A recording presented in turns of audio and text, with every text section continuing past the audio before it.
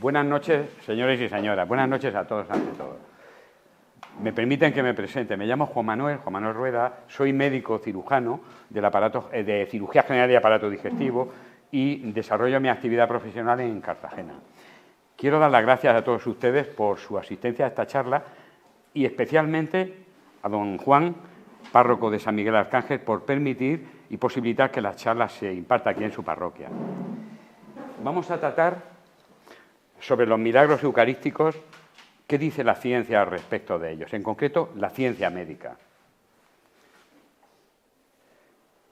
Mientras cenaban, Jesús tomó pan y, pronunciada la bendición, lo partió y, dándoselo a sus discípulos, dijo: «Tomad y comed, esto es mi cuerpo». Y tomando el cáliz y habiendo dado gracias, se lo dio diciendo: «Bebed todos de él, porque esta es mi sangre de la nueva alianza, que es derramada por muchos para remisión de los pecados». Así relata Mateo en su Evangelio la institución por nuestro Señor Jesucristo de la Eucaristía, de la Sagrada Eucaristía. Quedémonos con dos frases de Jesús. Jesús dijo: «Esto es mi cuerpo», y dijo: «Esta es mi sangre». Esto es mi cuerpo refiriéndose al panácimo, y esta es mi sangre refiriéndose al fruto de la vid. ¿Qué son los milagros eucarísticos? Sin duda, el primero de ellos y el principal de los milagros eucarísticos ocurrió el primer Jueves Santo de la historia, en la Santa Cena, sin lugar a dudas, en la Santa Cena. Y este milagro se actualiza durante la consagración del pan y del vino en la Sagrada Eucaristía en todos los lugares del mundo en los que se celebra la Santa Misa, mediante un misterio que todos ustedes conocen, que es el misterio de la transustanciación. Por obra y gracia del Espíritu Santo, Cristo, su cuerpo, su sangre, su alma y su divinidad están presentes física, real y verdaderamente en la Eucaristía. Pero además de esta manifestación, vamos a llamar ordinaria, y no por ordinaria menos sobrenatural, de Cristo en la Eucaristía, hay manifestaciones extraordinarias descritas a lo largo de la historia. O sea, Jesús sacramentado también se ha manifestado de formas extraordinarias desde hace ya casi 2000 años. Son los denominados milagros eucarísticos, o prodigios, o signos eucarísticos. Estos manifiestan, sin lugar a dudas, el enorme valor, el infinito valor de la Eucaristía. ¿Cuál es el significado de estos milagros? Pues nos lo va a decir un jovencito que murió a la edad de 15 años, Carlo Acutis, y que fue beatificado por el Papa Francisco el 12 de octubre del año 2020. Carlo Acutis es el creador y diseñador de una exposición internacional titulada Los milagros eucarísticos en el mundo. Y nos dice Carlo: el Señor realiza estos milagros para dar un signo fácil y visible a todos de que en la Eucaristía están presentes su verdadero cuerpo y su verdadera sangre. Milagros eucarísticos a lo largo de la historia ha habido muchos. Se cuentan en más de un centenar. Un largo centenar, y todos han sido estudiados desde el punto de vista teológico, pero hay unos milagros eucarísticos que han sido estudiados desde el punto de vista científico, en concreto desde la óptica de la ciencia médica. Y vamos a ver estos 5 milagros. El milagro del anciano, que ocurrió en esta localidad italiana en el siglo VIII, en torno al año 750. El milagro de Buenos Aires, que aconteció en la capital argentina en el año 1996 y que fue precedido de otros 2 milagros, uno en el año 92 y otro en el año 1994. El milagro de Tixtla, que ocurrió en esta localidad mexicana en el año 2006, y los 2 últimos ocurrieron en Polonia, son los más recientes: el milagro de Sokolka en el año 2008 y el milagro de Legnica en el año 2013, muy reciente. Milagro eucarístico del anciano. El anciano es una localidad que está situada en la costa adriática o oriental de Italia y ocurrió en el año 750 aproximadamente. Un monje de la orden de San Basilio, un monje sacerdote, tenía serias dudas sobre la presencia real de Cristo en la Eucaristía, y este monje sufría porque veía peligrar su fe y también su vocación religiosa y sacerdotal, e imploraba a Dios, imploraba que le aumentara su fe. Un día, celebrando la Santa Misa, durante la consagración, vio cómo la hostia se transformó en un círculo de carne en su mano y el vino se transformó en sangre en el cáliz. La carne se mantuvo intacta, pero la hostia la carne se mantuvo intacta, pero la sangre se dividió en 5 grumos, vamos a llamarlos coágulos. Se colocaron la hostia carne y los 5 coágulos de sangre en un relicario de marfil originariamente. Hoy día, en la iglesia de San Francisco del Anciano, se conservan la carne y la sangre milagrosas como reliquias. Esta iglesia, cuando ocurrió el milagro en el siglo VIII, no se llamaba de San Francisco, se llamaba la iglesia de San Longinos y San Domiciano. No es casual, todos ustedes saben que Longinos fue el soldado que atravesó el costado de nuestro Señor en el Calvario cuando entregó su alma. No es casual que este milagro ocurriera en esa iglesia que estaba bajo la custodia de los monjes de San Basilio, pasó en el siglo XII a depender de la orden benedictina, en el XIII de la orden franciscana, y por eso se denomina iglesia de San Francisco. Es una iglesia nueva construida sobre la antigua. La carne en un bello ostensorio de plata y la sangre en una ampolla o cáliz de cristal. La carne tiene un color ligeramente pardo y la sangre un color terroso, es sangre coagulada. Se realizaron investigaciones científicas de estas 2 reliquias. Las investigaciones comenzaron en el año 70 y culminaron en 1971. Y fueron llevadas a cabo por 2 especialistas en anatomía patológica, el doctor Eduardo Linoli, profesor de anatomía e histología patológica y además de microscopía clínica y de química, y jefe de servicio de análisis clínicos y de anatomía patológica en un hospital importante, el Hospital de Arezzo. Y estas investigaciones fueron corroboradas por otro eminente profesor, el profesor Ruggiero Bertelli, profesor emérito de anatomía humana en la Universidad de Siena. Y llegaron ambos a las mismas conclusiones. Lo que parece carne es verdadera carne, o sea, tejido biológico. Lo que parece sangre es verdadera sangre. Y ambas, y esto lo determinaron mediante unas pruebas que se denominan inmunohistoquímicas, pertenecen a la especie humana. La carne es fundamentalmente miocardio. Saben ustedes que el miocardio es el músculo del corazón, el tejido muscular cardíaco. Y la hostia carne, la pieza de carne, en esencia es un corte transversal de un corazón, digamos, completo. Permítanme recordarles que el corazón es un órgano que saben ustedes que tiene 4 cavidades, 2 aurículas, 2 ventrículos, 2 de ellos son derechos y 2 cavidades izquierdas. La pared cardíaca es una pared gruesa, sobre todo a nivel de los ventrículos, que son los que impulsan la sangre, especialmente a nivel del ventrículo izquierdo, que eyecta la sangre hacia el resto del cuerpo. Pues en la hostia carne se aprecian secciones de la túnica interna de la pared cardíaca, que es el endocardio, del miocardio, que es la capa intermedia, que es una capa robusta muscular. Se aprecian también una sección de un nervio que se llama nervio vago. Ese nervio es el que transmite el impulso cardíaco al corazón para posibilitar su contracción.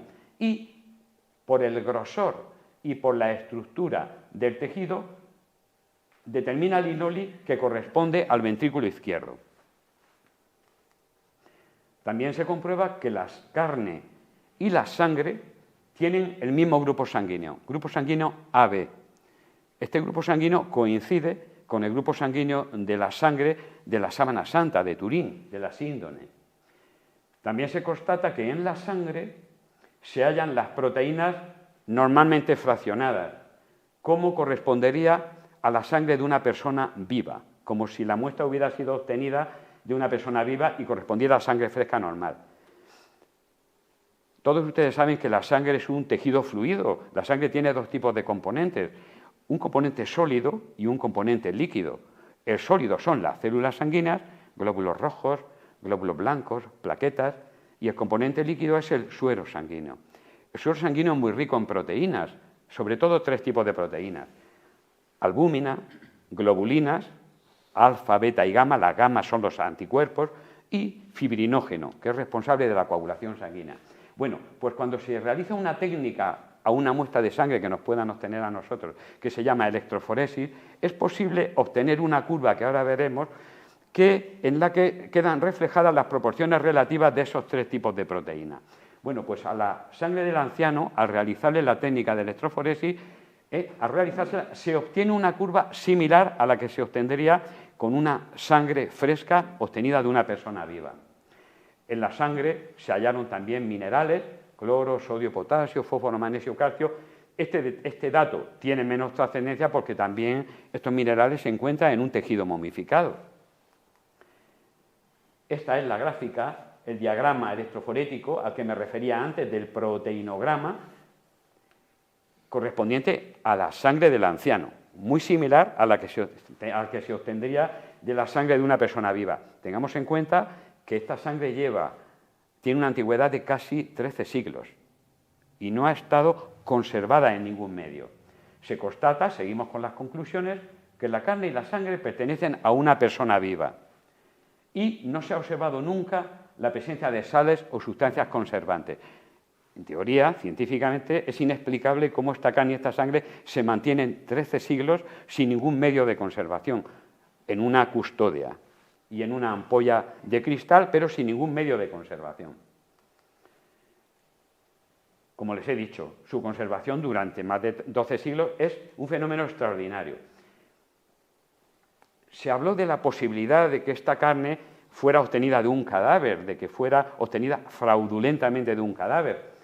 Solo una mano experta, dicho por anatomistas, podría haber obtenido o realizar una disección anatómica tan perfecta para obtener una loncha o una lonja cardíaca tan uniforme. Tengamos en cuenta que las primeras disecciones anatómicas del cuerpo humano se realizaron a partir del siglo XIII. Estamos hablando del siglo VIII. En ese siglo no se hacían disecciones anatómicas. Aquí tienen ustedes imágenes fotográficas de microscopía óptica en la que se aprecian las células fibrilares cardíacas. Las células cardíacas, como saben, tienen una morfología elongada, son fibras musculares, miocardiofibrillas, que además se bifurcan en pantalón, como las perneras o las mangas de un pantalón, para unirse entre ellas y formar una estructura que se denomina sincitio, que permite la contracción simultánea de todas ellas. Son características solo del corazón. Por eso el Linoli y Bertelli no tenían dudas de que se trataba de tejido cardíaco. El estudio de Linoli se publicó en revistas especializadas de la época, en el año 71. Luego fue publicado en el Observatore Romano. La Santa Sede dio credibilidad, como no puede ser de otra manera, a este estudio. Y luego Ruggero Bertelli, mediante este documento, confirma la validez de los análisis realizados por Linoli y de sus resultados. O sea, él llegó a los mismos resultados con un estudio independiente. Milagro Eucarístico de Buenos Aires. Este milagro ocurrió en el año 1996 en la capital de Argentina y tiene como protagonista al actual Papa, a nuestro Papa Francisco. Aconteció en la parroquia de Santa María, que está en el centro de Buenos Aires, en un barrio que se llama Barrio de Almagro. Y el día 15 de agosto, día de la Asunción de Nuestra Señora, celebraba misa al padre Alejandro Pezet, párroco de Santa María, y durante la misa, después de la distribución de la Sagrada Comunión, una feligresa se le acercó diciéndole que había hallado una hostia al lado de un candelabro en la parte posterior de la iglesia. Entonces, el sacerdote la recogió y decidió no consumirla, o sea, dispensarla de su consumo. Pero el Código de Derecho Canónico establece que cuando una sagrada forma no va a ser consumida, cuando se la va a dispensar de su consumo, hay que tratarla de una manera adecuada, y lo regula el Código de Derecho Canónico. Se coloca en un recipiente con agua que se denomina básculum, que normalmente está al lado del sagrario. Entonces el padre Pezet la colocó en un recipiente con agua y lo guardó en el sagrario. La finalidad era que la sagrada forma se disolviera con el paso de los días. El día 26 de agosto, 11 días después, comprueba el sacerdote que la hostia se había convertido en un fragmento de carne sanguinolenta. No se había disuelto, sino que se había convertido en un fragmento de carne sanguinolenta. Y por indicación del obispo auxiliar, el obispo auxiliar de la archidiócesis a la sazón era Jorge Mario Bergoglio, la hostia fue fotografiada profesionalmente y esas fotografías se hicieron en el día 6 de septiembre. Dio orden el obispo Bergoglio de que la hostia se conservara dentro del sagrario en un recipiente con agua destilada del básculo. La sagrada forma pasó a otro recipiente con agua destilada y se guardó un estricto secreto. Se mantuvo durante 3 años en el sagrario, 3 años. En el año 1999, al constatar que el fragmento de carne sanguinolenta no había sufrido descomposición, el ya entonces arzobispo Bergoglio, ya era el arzobispo de la archidiócesis, decidió analizarla científicamente y para ello recabó la colaboración de un investigador, el doctor Ricardo Castañón Gómez. Es boliviano. Ricardo Castañón, el 5 de octubre de 1999, obtiene una muestra y la envía a un laboratorio de genética forense de San Francisco, en California, para su análisis, sin informar a los científicos de la procedencia de la muestra. En enero del año 2000, este laboratorio informa que en la muestra hay sangre y ADN humanos. Habían transcurrido 3 años. En Estados Unidos también la muestra fue analizada por un forense histopatólogo, el doctor Robert Lawrence, quien en el año 2000 encuentra glóbulos blancos y también restos de ADN. En el año 2001 la muestra es analizada también por el doctor Eduardo Linoli, que hemos visto antes con ocasión del milagro del anciano. Y Linoli afirma que la muestra probablemente corresponda a tejido cardíaco humano. En septiembre del año 2003, el doctor Lawrence profundizó en sus estudios y concluye que la muestra puede corresponder a tejido muscular cardíaco, tejido miocárdico inflamado. La muestra también se remitió, otra muestra, se remitió a Sydney, a la Universidad de Sydney, para que otro patólogo, el profesor John Walker, la analizara, también sin conocer su procedencia. Y llegó también a la misma conclusión. La muestra contiene células musculares y glóbulos blancos intactos. Este detalle es muy importante. Los leucocitos, los glóbulos blancos de los que hemos hablado antes, intactos. En el año 2004, Ricardo Castañón envía una muestra a un cardiólogo forense de la Universidad de Columbia en Nueva York, el doctor Frederick Zugibe, sin informarle tampoco del origen, de la procedencia de la muestra. Y Zugibe concluye que la sustancia analizada es carne y sangre reales humanas con ADN humano, y declara lo siguiente. Vamos a escucharle. El material analizado es un fragmento del músculo del corazón, miocardio, que se encuentra en la pared del ventrículo izquierdo, cerca de las válvulas cardíacas. El músculo cardíaco está en una condición inflamatoria y contiene un gran número de glóbulos blancos de la sangre. Esto indica que el corazón estaba vivo en el momento en que se tomó la muestra. Él no sabe que la muestra procede de una hostia consagrada. Mi argumento, dice Zugibe, es que el corazón estaba vivo, ya que los glóbulos blancos de la sangre mueren fuera de un organismo vivo. Permítame un inciso. Los glóbulos blancos, cuando se extraen de un cuerpo humano, mueren en torno a los 15 minutos. Como mucho, 30 a 45 minutos, salvo que se conserve la sangre en un medio de conservación. Cuando a nosotros nos hacen una extracción de sangre para una analítica, esa sangre, sus células morirían al cabo de unos minutos, pero se introducen en un medio de conservación adecuado para poder ser analizado horas después o días después. Por eso dice Zugibe, mi argumento es que el corazón estaba vivo, ya que los glóbulos blancos de la sangre mueran fuera de un organismo vivo. Por lo tanto, su presencia indica que el corazón estaba vivo cuando la muestra se tomó. La muestra se tomó en el año 1999, 3 años después de ocurrido el prodigio. Es más, estos glóbulos blancos de la sangre penetran en el tejido, lo que indica que el corazón había estado sometido a un estrés severo, como si su propietario hubiera sido golpeado en el pecho.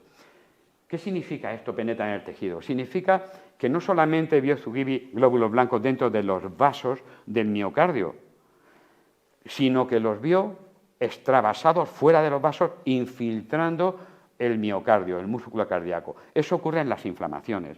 Cuando nosotros tenemos una inflamación, las células, los glóbulos blancos, salen de los vasos sanguíneos y e infiltran el tejido para reparar el daño. Entonces, el hecho de que esos glóbulos blancos hubieran penetrado el tejido indica que ese corazón no solo estaba vivo, sino que estaba inflamado. Él viene a decir que observa cambios similares a los que se observan después de un infarto de miocardio.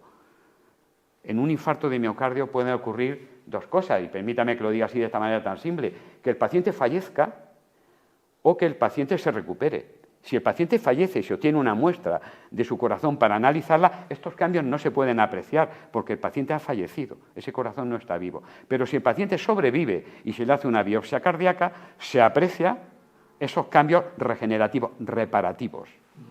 Eso es lo que nos quiere decir Zugibe.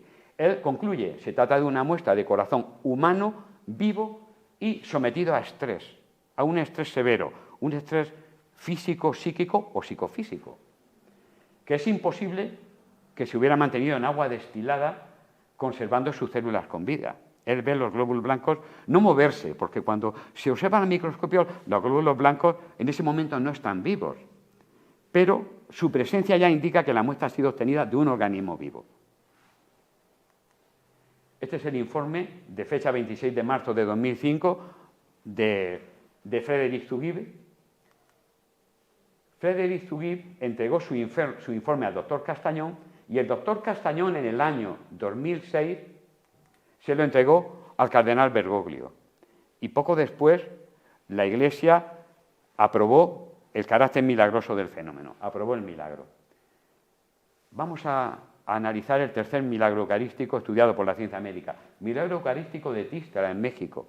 Tístara es una localidad de un estado mexicano que es el estado de Guerrero y pertenece a una diócesis que es la diócesis de Chilpancingo, Chilapa.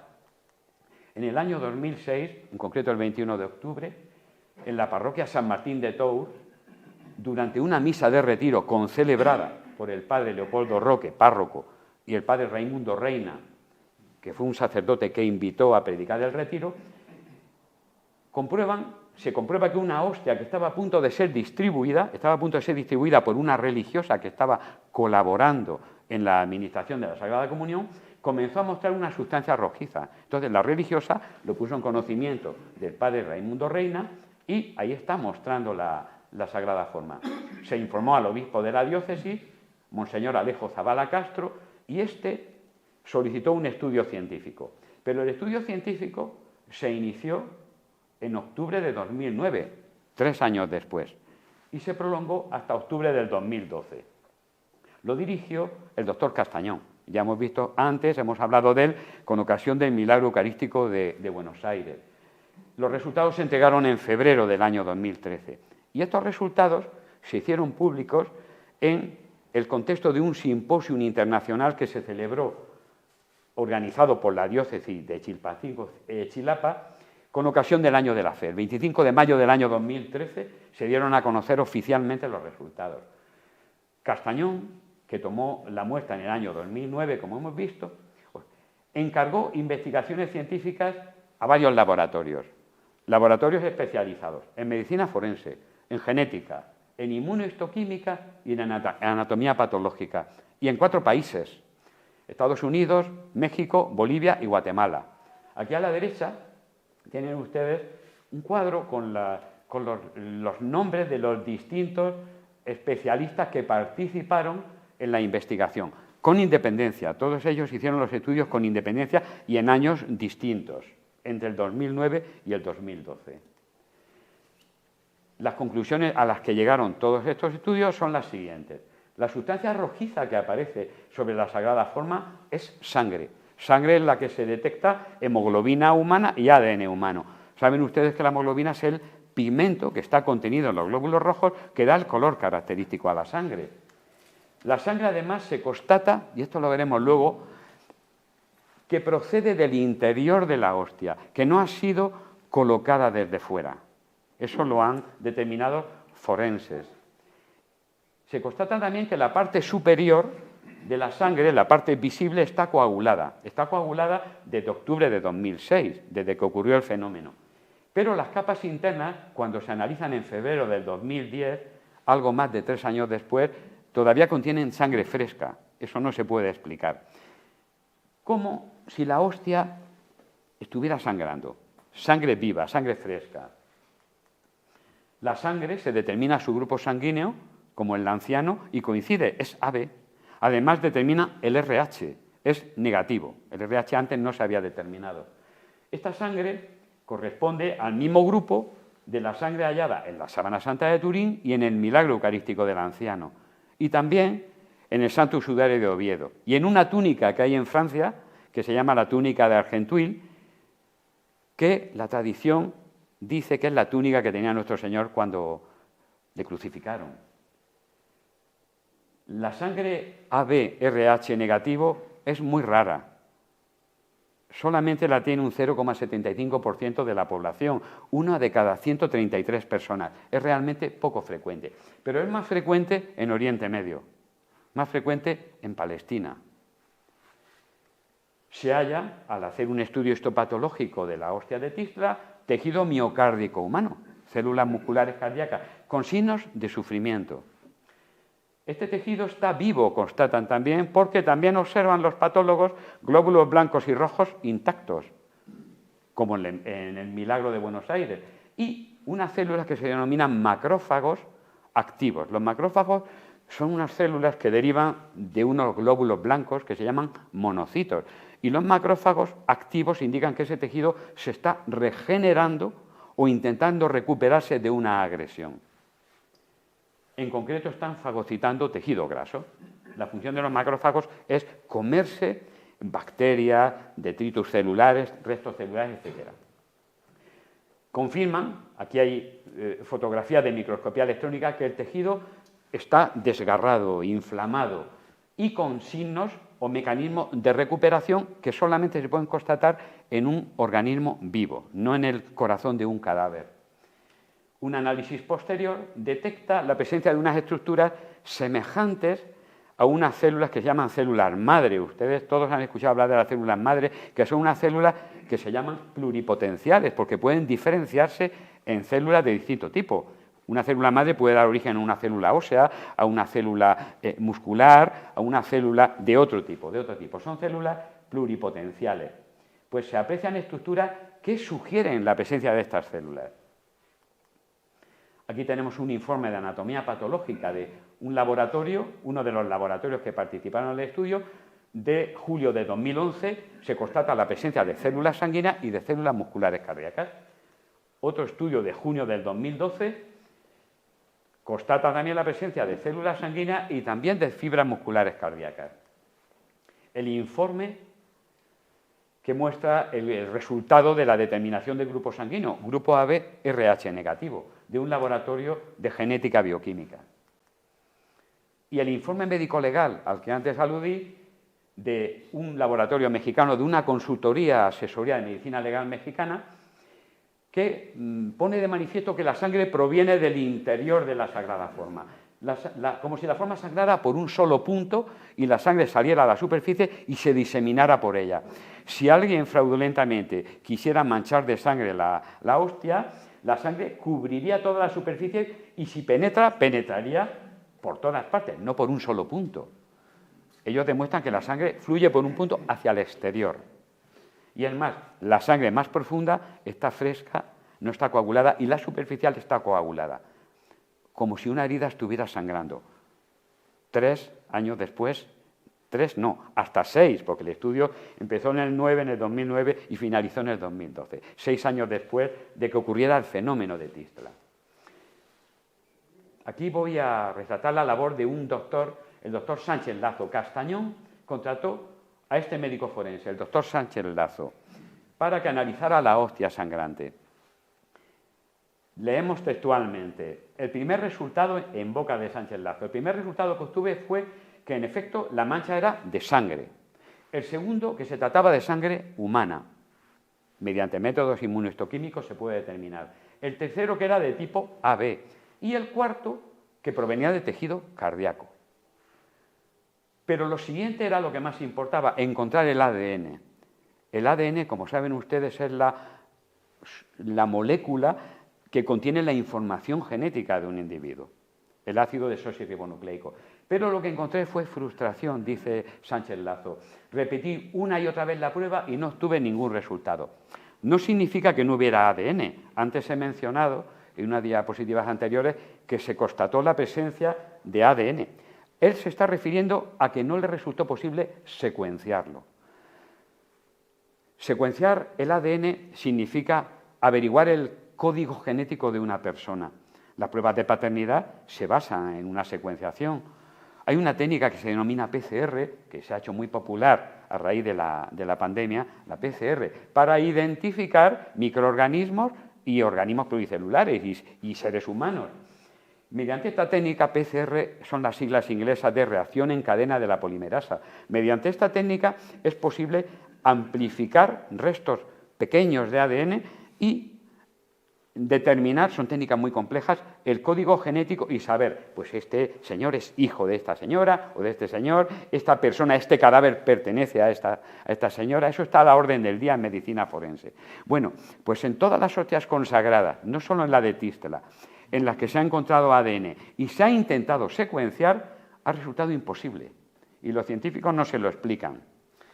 Leí una observación que me resultó muy entrañable de un teólogo que decía: no es casual que no se pueda determinar la secuencia genética, el perfil genético de nuestro Señor.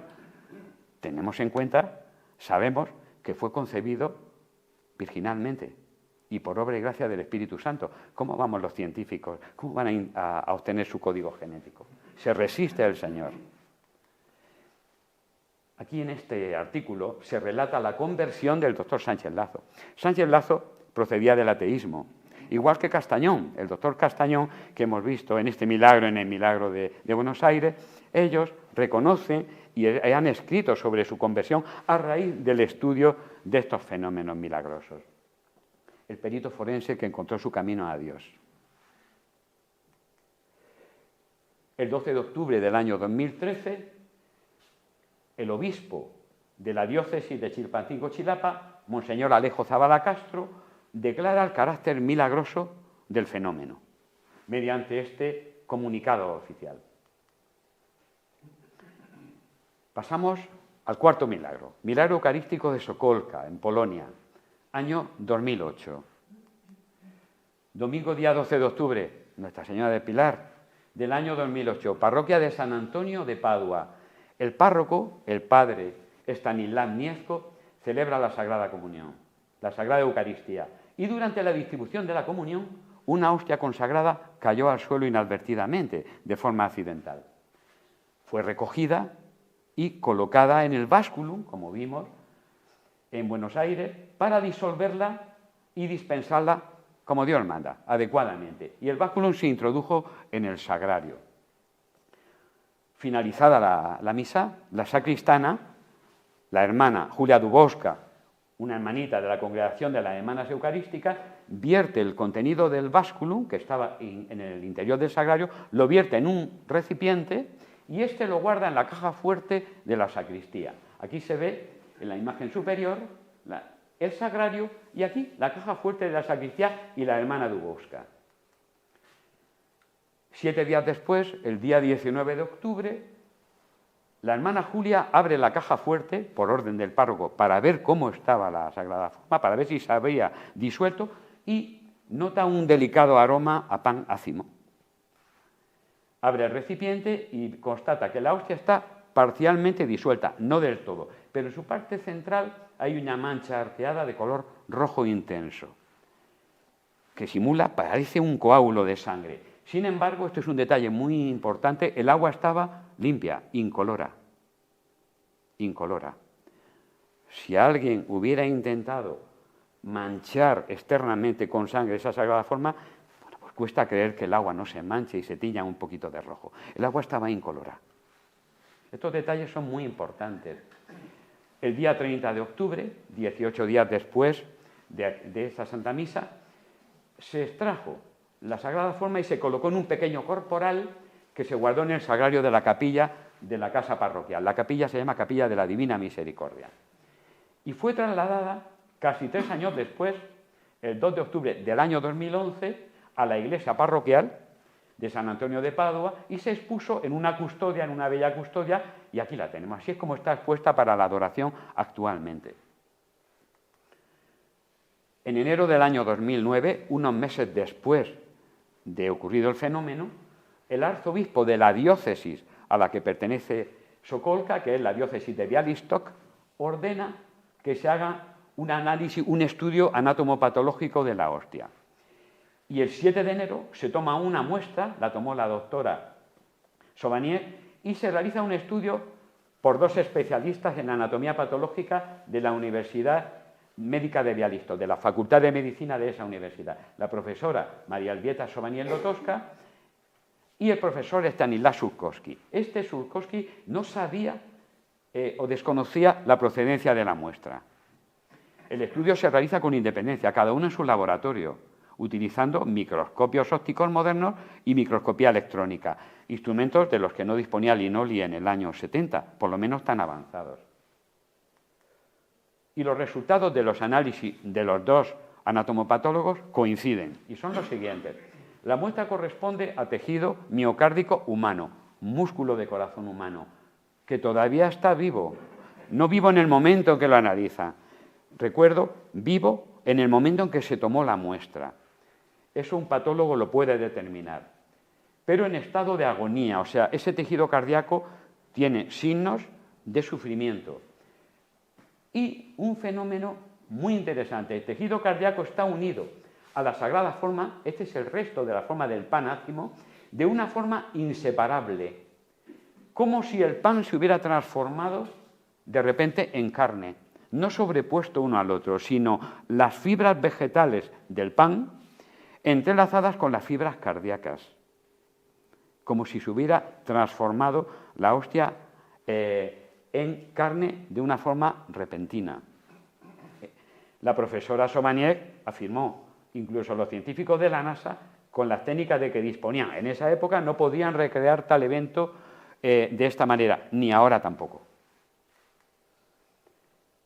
La Curia Metropolitana de Białystok, el 14 de octubre del año 2009, emite un comunicado oficial declarando el carácter milagroso del fenómeno, resaltando que el acontecimiento no solo no se opone a la fe de la Iglesia, sino que la confirma, y hace un llamamiento a los ministros de la Eucaristía para que distribuyan el cuerpo de nuestro Señor con fe y con cuidado, y a nosotros los fieles para que lo recibamos con adoración. Milagro eucarístico de Legnica, también en Polonia, año 2013. Es el más reciente de los milagros estudiados por la ciencia médica, pero ha habido milagros eucarísticos más recientes todavía, que no han sido estudiados por la ciencia médica. El día 25 de diciembre del año 2013, durante la misa de Navidad, el párroco Andrés Ciombra, en el santuario de San Jacinto, celebra misa, y durante la comunión una hostia consagrada cae al suelo, como ocurrió en los milagros anteriores que hemos visto. En Buenos Aires se halló una hostia abandonada, pero ocurrió también en Sokolka. Una hostia consagrada cayó al suelo accidentalmente. Fue recogida y el padre Ciombra la coloca en el básculum para que se disuelva y este se introduce en el sagrario. El 4 de enero, 10 días después, ya de 2014, el párroco comprueba que la hostia no se había disuelto y que tiene una mancha en una quinta parte aproximadamente de su superficie, una mancha de color rojo vivo que cambia de color con el transcurso del tiempo y se va volviendo cada vez más oscura, hasta que se transforma su color en un color rojo amarronado. El obispo de Legnica, Monseñor Stefan Zichy, instituye una comisión diocesana para estudio teológico y científico del fenómeno. El día 26 de enero, un mes después prácticamente de esa misa, científicos del Instituto de Medicina Forense de Breslau, de la localidad de Breslau, toman ellos directamente una muestra de la hostia. Ellos sí saben que es una hostia consagrada. Y se excluye de inmediato la presencia de una bacteria o de un hongo que produzca dicho color. Permítanme decirles que hay determinadas bacterias, en concreto hay una que se llama Serratia marcescens, que los franceses llaman el bacilo prodigioso, que produce un pigmento que se llama prodigiosina que tiñe los cultivos de un bello color rojo. Pues ellos descartaron que este color se debiera a una contaminación bacteriana. El estudio ya morfológico, histopatológico, pone de manifiesto que parece formar parte de tejido cardíaco. Se observan células de músculo estriado, de músculo cardíaco. Pero se solicita una segunda opinión a otro instituto de medicina forense de otra localidad polaca, Szczecin. Pero esto sin conocer el origen de la muestra. Y luego el Departamento de Anatomía Patológica de la Universidad de Szczecin concluye que la muestra se asemeja mucho al miocardio humano con alteraciones que aparecen durante la agonía. O sea, tejido cardíaco con signos de sufrimiento.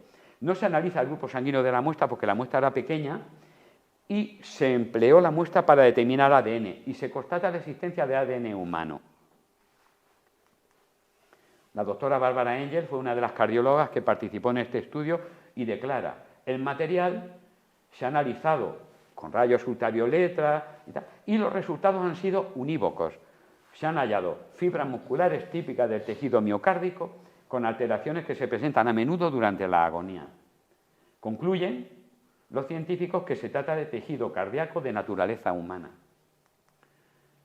El obispo de la diócesis, ya en ese año era otro obispo, el obispo Kienikowski, proclama el milagro eucarístico el 17 de abril del año 2016, aniversario de la canonización de San Jacinto. La parroquia era la parroquia de San Jacinto. Fue el año, era un gran devoto de la Eucaristía San Jacinto. Y siguiendo las indicaciones de la Santa Sede, ordena al padre Ciombra, al párroco, preparar un lugar adecuado para exponer la reliquia con el fin de que los fieles puedan adorarla adecuadamente, ¿no? Este es el original del comunicado del obispo. Ya hemos visto los 5 milagros eucarísticos. Me van a permitir ahora que resumamos las conclusiones. Brevemente, el tejido hallado en todos corresponde a miocardio, a músculo cardíaco, de un corazón humano y vivo.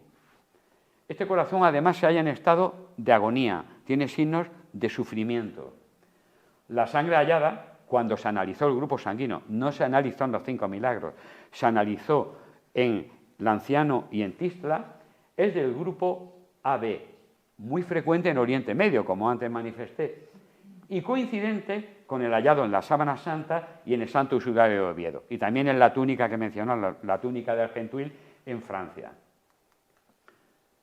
Hay un cardiólogo, el doctor Franco Serafini, que ha estudiado estos 5 milagros eucarísticos y ha escrito un libro muy bello, titulado Un cardiólogo visita a Jesús, los milagros eucarísticos a la luz de la ciencia. Es propio de un italiano,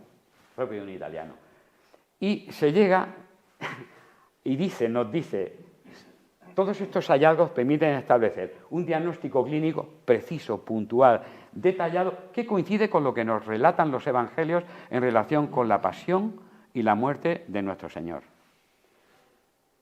Un corazón sangrante, ya lo hemos visto, que pertenece a un hombre joven. ¿Por qué saben que es un hombre joven? No lo he mencionado antes, lo menciono ahora. En ese tejido cardíaco hay vasos sanguíneos. Los vasos sanguíneos se constatan que no tienen placas de ateroma. Las placas de ateroma aparecen en las personas que ya somos maduras y son las responsables de las anginas de pecho, de los infartos. En este corazón, en sus vasos sanguíneos, no hay placas de ateroma. Se deduce que es un corazón de una persona joven. De un joven golpeado y condenado, sometido a un estrés severo de tipo psicofísico, y que desde hace 2 días los forenses y los patólogos pueden afinar mucho y decirnos el tiempo que dura ese sufrimiento, se encuentra suspendido entre la vida y la muerte. Y la coincidencia en el grupo sanguíneo es sorprendente.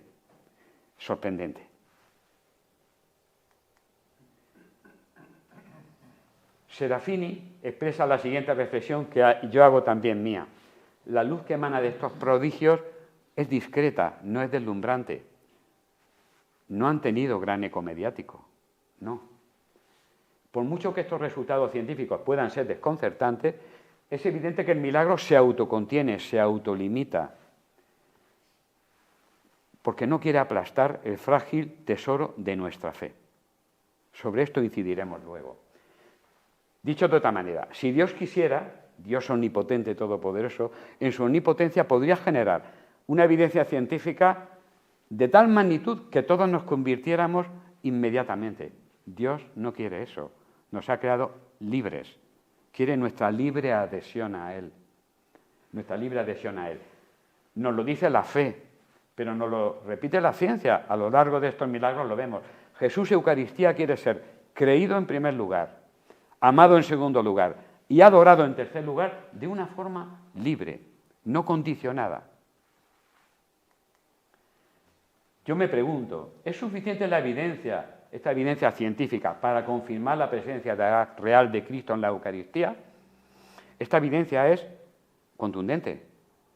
¿Pero es suficiente? No. Pienso que no es suficiente. Muchas personas y científicos también conocen esta información y para nada se convencen de la presencia de Cristo en la Eucaristía. Piensan que tiene que haber alguna explicación natural no conocida, pero no por eso se van a convencer. Nosotros sabemos por fe que Dios está vivo en la hostia consagrada. Pero es que esta evidencia científica tiene una gran importancia, porque pone de manifiesto que la fe y la razón no se contradicen, se complementan. Un papa al que yo admiro mucho y quiero mucho, San Juan Pablo II, escribió una encíclica muy bella, Fides et Ratio, fe y razón, y nos dice, la fe y la razón son como las dos alas mediante las cuales el espíritu humano se eleva hacia la contemplación de la verdad. Como decía Albert Einstein, una ciencia sin religión está coja, una religión sin ciencia está ciega y puede transformarse en un fideísmo sin doctrina. O sea, se complementan. Los milagros no son pruebas en el sentido científico del término, son evidentes, ahí están. Tan convencido estoy yo de esa evidencia que por eso estoy dando esta charla. Pero, y por supuesto pueden ayudar a reforzar la fe de los que somos creyentes, pero pueden suscitar la búsqueda de Dios en la persona que no cree. Sánchez Lazo, Castañón, dos científicos que reconocen su incredulidad y que se hicieron creyentes a raíz del estudio de estos fenómenos milagrosos. Partimos de que para el que cree no hacen falta explicaciones. La fe puede ser suficiente. Y de que para el que no cree, ninguna explicación es suficiente. Está el otro extremo. La fe es un don de Dios, no fruto de la evidencia científica. Es un sí libre a Dios que nos busca incansablemente. Si nos sorprendiéramos de los hallazgos científicos, nos deberíamos preguntar, y yo me lo pregunté cuando empecé a estudiar este tema tan interesante, ¿con qué fe participo yo en la Santa Misa si me estoy sorprendiendo de estos hallazgos? Dicho de otra manera, si tuviéramos fe como un granito de mostaza, no nos deberían sorprender estos hallazgos. Que Jesús esté física, real y verdaderamente presente en la Eucaristía. No nos debería sorprender nada. Pero somos humanos. Respondió Tomás y le dijo, Señor mío y Dios mío. Jesús contestó, porque me has visto, has creído. Bienaventurados los que sin haber visto han creído. No seamos Tomases, me lo digo a mí, no a vosotros. No seamos Tomases, que necesitemos ver para creer con firmeza. El milagro sucede todos los días en la Santa Misa, durante la consagración. Cristo se hace presente en el pan y en el vino. Lo vemos, eso sí, con los ojos del alma. La fe son los ojos del alma. La ciencia trata de explicar nuestra realidad de una forma lógica, pero nunca podrá demostrar la existencia de Dios. Si con estos milagros la ciencia pudiera demostrar la existencia de Dios, Dios sería muy pequeño. Nunca podrá demostrar su existencia, como no podrá demostrar jamás su inexistencia. Su inexistencia. Dios es inabarcable. A Dios lo tenemos presente dentro de nosotros mismos, en nuestro corazón. Solo hay que cerrar los ojos y creer con firmeza. Permitidme que cuente una anécdota de otro santo al que le tengo un especial cariño, el Padre Pío de Pietrelcina, que todos lo conocemos. Una pobre mujer se desahoga un día con el Padre Pío, por lo mucho que sufre, y le dice, Padre Pío, comprendo que la agonía de Cristo fue el sufrimiento más grande que puede haber, pero solo duró 3 horas. El Padre Pío se calló. Y después de reflexionar, miró a esta mujer con compasión, no podía ser de otra manera, y le dice desde lo más profundo de su corazón, ¿Acaso no sabes que Jesús está en agonía hasta el final del mundo? La ciencia médica constata, y lo hemos visto, que el corazón de Jesús está vivo y en continua agonía. No debe sorprendernos que la ciencia, al estudiar estos milagros eucarísticos, haya tejido cardíaco en la Sagrada Forma. No debe sorprendernos porque ¿qué es la Eucaristía? Es la máxima expresión del amor del corazón de Jesús. No puedo imaginar un amor más grande que se quede en un pedazo de pan. Hoy le hablaba con una de mis hermanas, le decía, hablando de la encarnación, Dios se encarna en Cristo Jesús, en un hombre, verdadero Dios y verdadero hombre, perfectus Deus, perfectus homo. Pero hay una segunda encarnación, cuando se encarna en el pan. Si Dios omnipotente se encarna en un hombre, ¿por qué no se va a encarnar en un pedazo de pan? ¿Por qué no? Hay bibliografía sobre este tema tan interesante que he ordenado cronológicamente, el estudio de Linoli, y yo destacaría, hay un libro muy bonito del padre Manuel Trabal, Prodigios o Milagros Eucarísticos, que habla de muchos más milagros eucarísticos. No solamente de hostias consagradas que han sangrado o se han convertido en carne, hay muchos más milagros de otro tipo, ¿no? Sin duda los principales milagros ocurren todos los días y son las conversiones, que son milagros que se ven poco, pero son los más importantes, los menos espectaculares, pero los más trascendentes. El libro del Beato Carles, bueno, la información relativa a la exposición internacional, que está en Internet, está en PDF, donde se describen muchos milagros eucarísticos, todos los constatados, los milagros eucarísticos en el mundo. Luego, Crónica de un milagro eucarístico del doctor Ricardo Castañón, donde estudia en profundidad o relata en profundidad los estudios del milagro de Tistla. Y el libro de Serafini, un cardiólogo visita a Jesús. Muchísimas gracias por la atención, de verdad. Muchísimas gracias de todo corazón.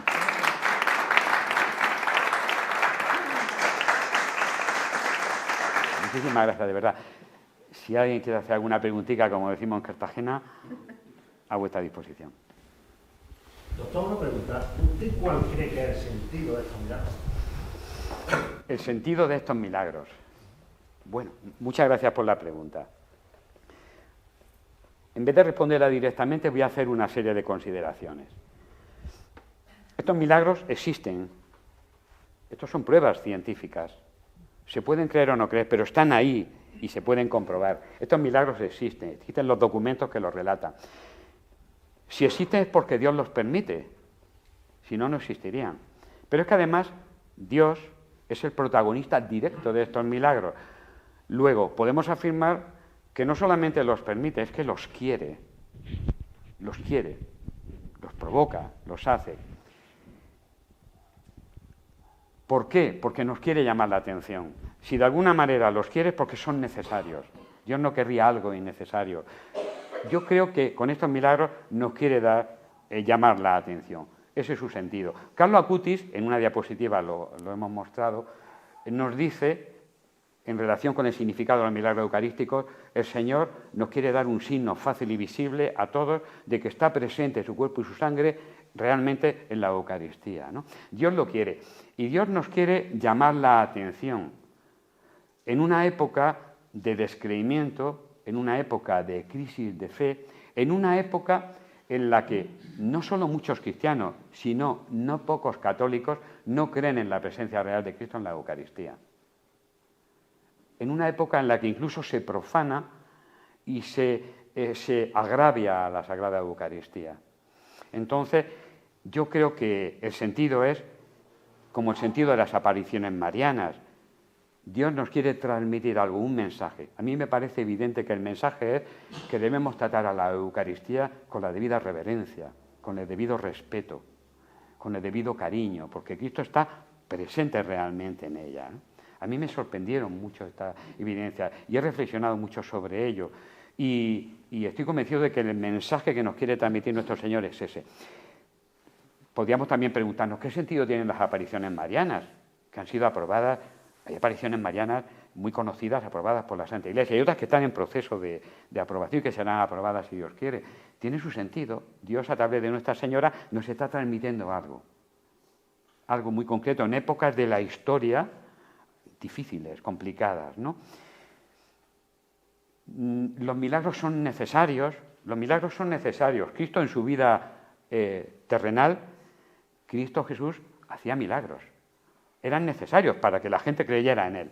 A pesar de hacer milagros, había personas que no creían en Él. Es más, había personas que decían, tenemos que matarlo porque la gente está creyendo en Él, porque está haciendo milagros. Ha resucitado a Lázaro. Hacía milagros.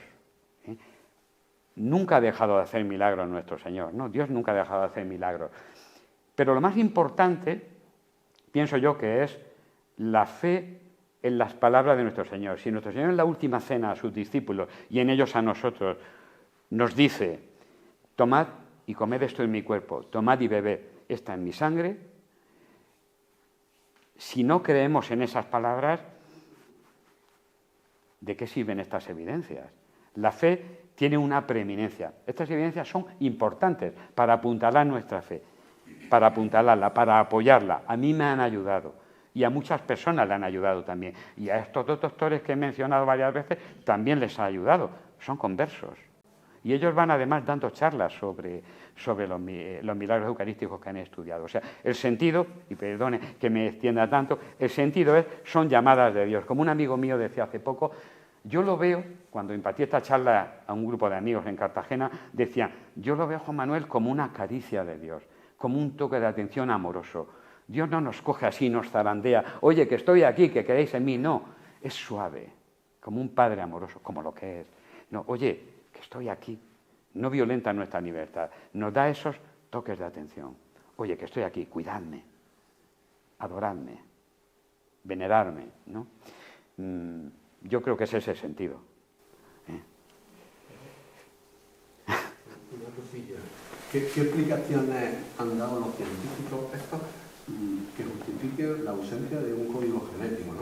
Porque, bueno, yo pienso, digo, el código genético del Señor no se va a poder nunca hallar, ¿no? Mucho menos Dios, ¿no? Pero teniendo en cuenta que estuvo dentro de una mujer, bueno, es posible pensar la posibilidad de que ahí hubiera, pues, bueno, algún aspecto de una información genética materna, ¿no? Sí. Digamos, ¿no? Cuando esos especialistas no han podido sacar el código genético, ¿han dado alguna información? Sí, verá. Sí. En el caso de Buenos Aires, Tistla y Legnica se hallaron restos de ADN. Entonces, se intentó secuenciar. Eran restos en pequeña cuantía. Se intentó secuenciar y resultó imposible. Pero el ADN que se halló era ADN no solo del núcleo de la célula, que es la localización principal donde está el ADN en una célula, sino en las mitocondrias.